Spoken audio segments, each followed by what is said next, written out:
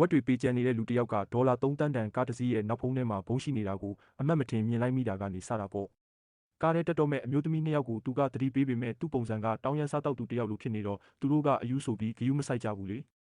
ဒါပေမဲ့ဘုံကပောက်ကွဲဖို့6စက္ကန့်ပဲလိုတော့တဲ့အချိန်မှာသူကအတင်းဝင်ဆွဲပြီးအဲ့ဒီမိန်းကလေးတွေကိုမြေကြီးပေါ်လှဲချလိုက်တာခဏလေးတွင်းမှာပဲကားကတဆစီဖြစ်အောင်ပောက်ကွဲသွားတော့တာပဲ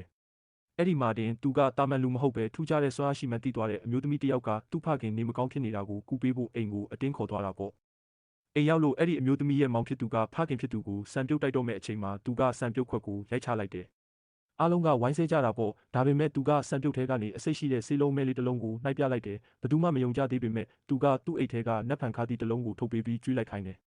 စားပြီးချင်းမှာလူနာကတက်လာတော့တအိမ်လုံးကသူ့ကိုဝိုင်းဖမ်းပြီးထိုးချိတ်တော့မယ်လုပ်နေတော့လူနာကမျက်စိပွင့်လာပြီးသတိရလာတာလူနာကသူကယ်လိုက်မှန်းသိသွားတော့သူ့သမီးနဲ့လက်ထပ်ပေးမဲ့အပြင်ဒေါ်လာတန်း60ရှိတဲ့ကတ်တစ်ခုကိုပါလက်ဆောင်ပေးလိုက်တယ်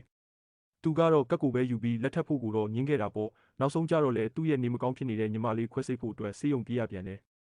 ဆေးရုံရောက်တော့လူနာရဲ့မိသားစုဝင်တွေကခွဲစိတ်မှုကိုအနှောက်အယှက်ပေးနေတာနဲ့တိုးပြန်တာပေါ့ဒါပေမဲ့ခုနကသူကယ်ခဲ့တဲ့အမျိုးသမီးကပဲသူ့အရှိန်အဝါနဲ့ဆရာဝန်တွေကိုခွဲစိတ်ပေးဖို့စီစဉ်ပေးလိုက်လို့သူ့ညီမလေးလည်းအသက်ဘေးကလွတ်သွားခဲ့ရတယ်ဗျာ